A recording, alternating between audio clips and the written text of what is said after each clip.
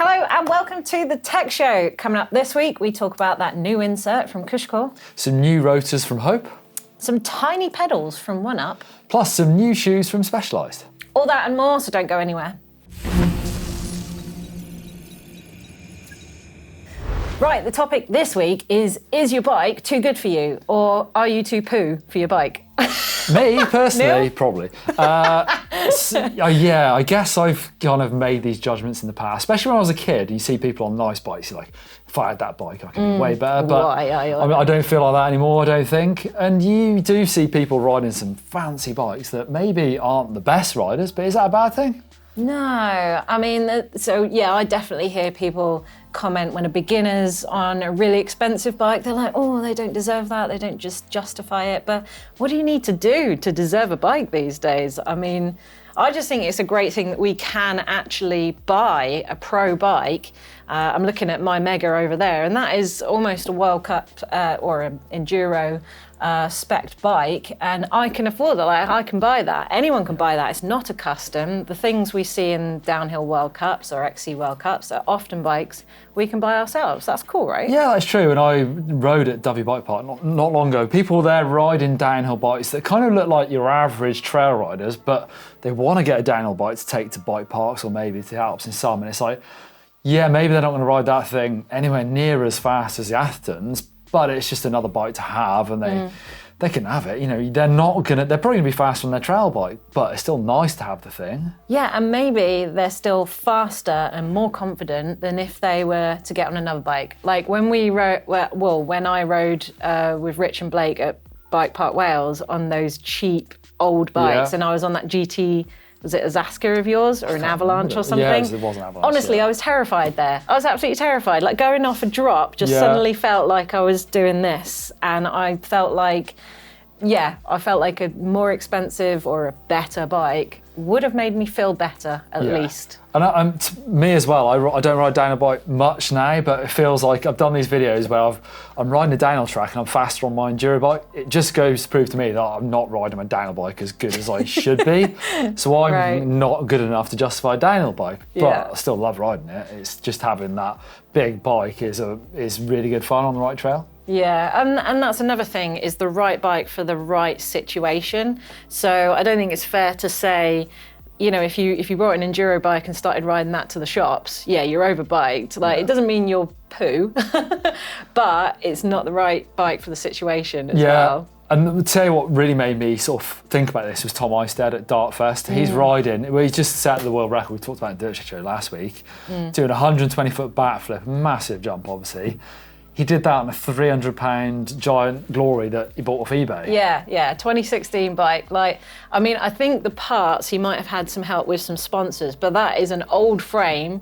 And honestly, that made me feel a little bit shameful that, like, I'm probably riding on some bikes that are better than him, and he's just rocking up on a £300 frame. But you know what? That's sending it. As good a bike as any. For that sort of thing, I've done this where I built that old nuke-proof scalp, and for doing that sort of thing, you don't need the newest bike, because that 26-inch wheels is actually arguably the best bike for doing it on. And let's just touch on expense a little bit, because I feel like this comes up in our comments a lot, is that you don't deserve it, that you don't deserve this top spec. But if you can afford it, why not? I mean, I don't drive like Lewis Hamilton, but if I could afford a Mercedes AMG 1, I might buy one, like, wouldn't you? Yeah, that feels like a different world deserve it, when you compare it to that, I suppose. But yeah, people do it. And like you said, you can buy the top racers' bikes. They're no different to the ones you can actually buy off the shop. I know, that's great. I mean, I've got a couple of comments here from our viewers because I thought it'd be fun to put in. Funnily enough, a lot of the viewers on GMBN Tech, believe it or not, think that tech is too good these days. Can you believe it? So I've got Gnarly Fox here who said, great video. This was my Shimano bike packing video. But you really don't need a full set for bike packing. Well, I know I don't need it. I mean, I don't need gears and I don't need, you know, fancy bags. I could just sellotape a load of stuff to the frame. But it's nice to have some tech that makes things comfortable and easier. Last time I went bike packing, it was on a fully rigid carbon bike, that Alba. And it was, you know, the weight of everything sort of dampens the vibrations, but I mean, it was a really fancy carbon hardtail, so yeah, it doesn't, fully rigid bike, but you don't have to ride full suspension bike. No?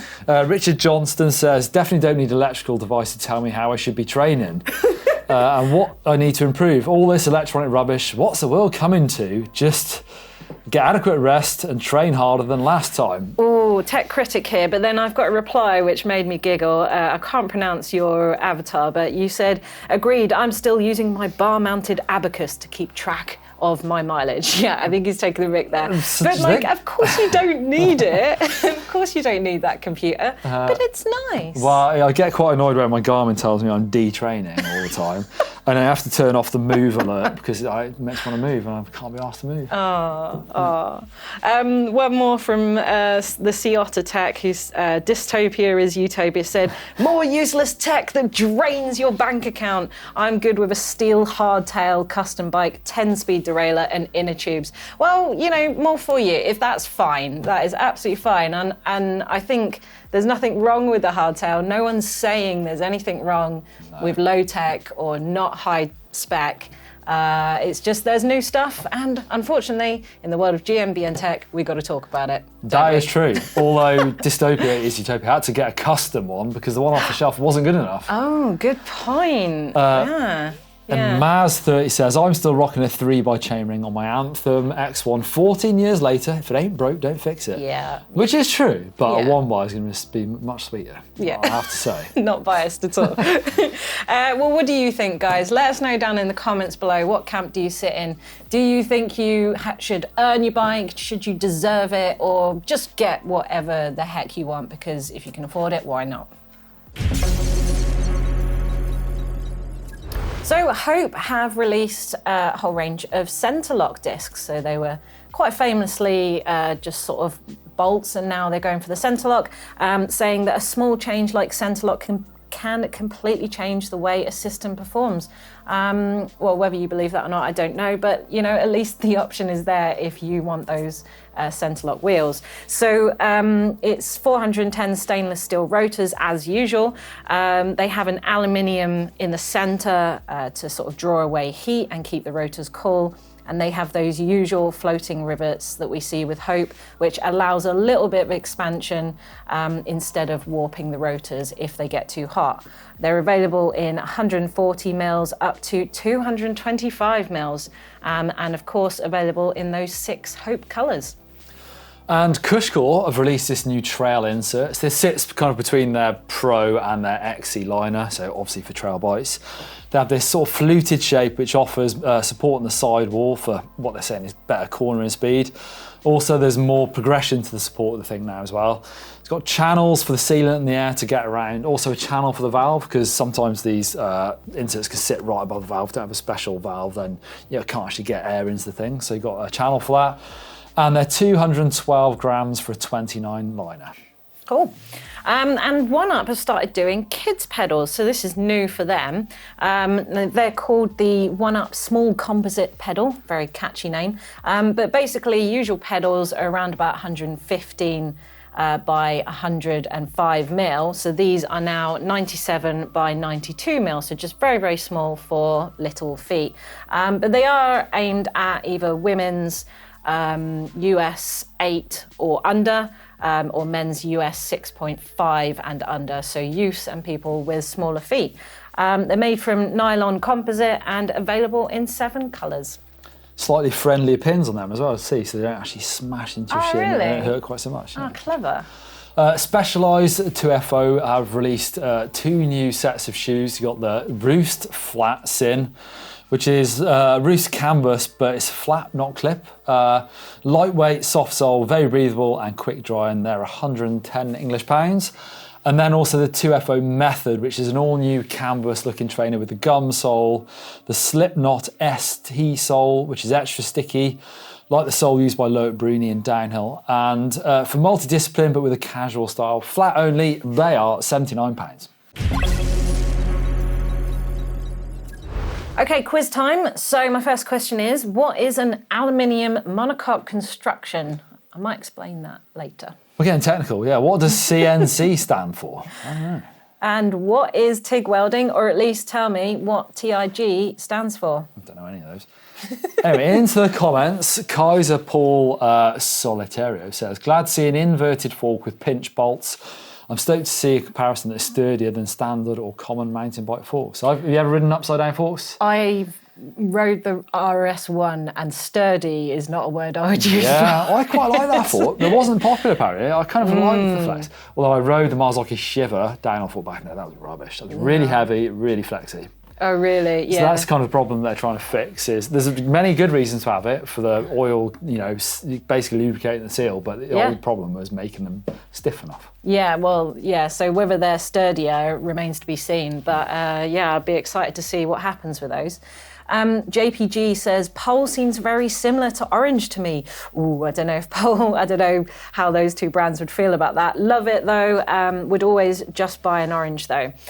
So Orange, obviously, well, the difference between Orange and Pole use CNC machining, so they would actually have a solid block of aluminium, use a CNC machine to machine out two halves of a frame and then weld it together. Bond it together. Whereas Orange, typically, they will use aluminium monocoque and tubing and TIG welding. So aluminium monocoque is effectively like a flat sheet of aluminium, and you know how they have all those odd shapes. They effectively bend it round and then TIG weld it together. But they also use tubes as well, so it's not a true monocoque, it's a sort of semi-monocoque. But anyway, a little bit of nerding for you there. Andres Rodriguez Perez says he's in love with a Cane Creek fork. There you go. Someone's a rave review already. Yeah, well, there's only 100 of them in the world, so get in there quick. Simon, man, why have they not listened to race mechanics before? All of John Hall's comments ring true for every shop or home mechanic. So simple stuff. So he had some comments on the prototype Intense downhill bike, but he was also responsible for the whole lock on the drivetrain TRP. That's it. Where he was actually locking out people's derailleurs to stop them slapping around, and TRP were like, well, we'll just make that on our derailleur. So people are listening. Those World Cup mechanics have all the experience, and you can learn a thing or two from them for sure. Fudge Dread says, Mendit kits are actually very smart and important oversight many of us have with safe riding. Good to see more thought for us riders being put into these kits. Yeah, so that was a first aid kit specifically for mountain bikers, and it made me think we should all be riding with them. Every time I do a first aid refresher, I'm like, I need to buy more stuff. Yeah, I know, right? Yeah. Oban Pigeon says, shame not to see the Kingdom Cycles bike in the Sea Otter Tech. They weren't there, as far as I'm aware. I couldn't find them anywhere, and I don't think they've got a new bike out. So I'm sorry for everyone who commented on them saying I didn't visit the particular brand. I can't see everyone, and not everyone is putting out new stuff. So well, I heard you were on the beach. having a pina colada. Yeah, I didn't do much work at all. Nathan Johnson says, box is great, infinitely rebuildable and tough as nails. Good having the options as well, definitely. Different drivetrains. For yeah, sure. for sure. Bladder says that Garmin, does it make you a coffee or a cup of tea? If not, why not? Yeah, it's a really good question. Garmin, if you've got a response to that, leave it in the comments below. Why does it not make you a tea well, as well as something training? there, 'cause it reminds you when to drink. Does it? Yeah, like maybe it should be like a tea's made. Yeah. You need something like that in the bike. Like an alarm go off when someone's put the kettle on. Eduardo Dudu says, who does the custom wrap Annika presented from Bentonville? Link, please. Check them out on Instagram, link on display now. It is for Papaya Wraps Bikes, if you can say it properly. Gives you like a custom, it looks like a paint job, but it's not. Yeah, well, an artist painted the design and then the wrap shop printed that on a sticker, a bike wrap, and wrapped the bike. It's cool, isn't it? Yeah.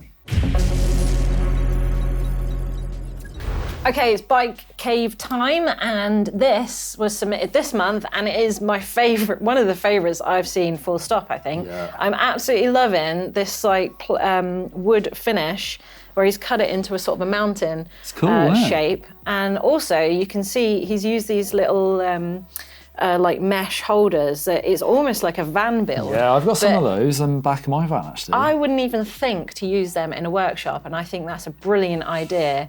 This is Craig. He's got 3 Santa Cruzes. Very nice. Very tidy as well. Look at it. And I have a feeling Craig might be a man of my vintage, because looking at the VHS videos on the shelf, Yeah. some Get a Grip, Sprungs 2, 3 and 4. Guess who's on the cover of Sprung 4? Who is it? Me. Never heard of him. And also Animal watches. So that would have been Martin's That's here as well. your Martin used era. to ride for Animal. I didn't have one of those watches, but yeah. But, Inspiring. I'm moving house sometime soon, and I need to I need to design my new garage, so I'm getting I inspiration. like this. I like the fact that, you know, if you put wood on the wall, then suddenly you can like put in screws, I've add wondered things. about that. That's a brilliant idea.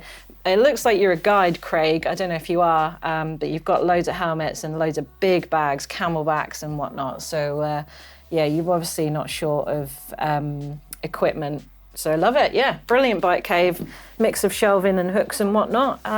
So yeah. Okay, quiz answers time. That moment they've all been waiting for. We've kind of given away the first one when you're talking about oranges. What is Yeah. aluminium monocoque construction? It is a single sheet of aluminium that's sort of made into a construction.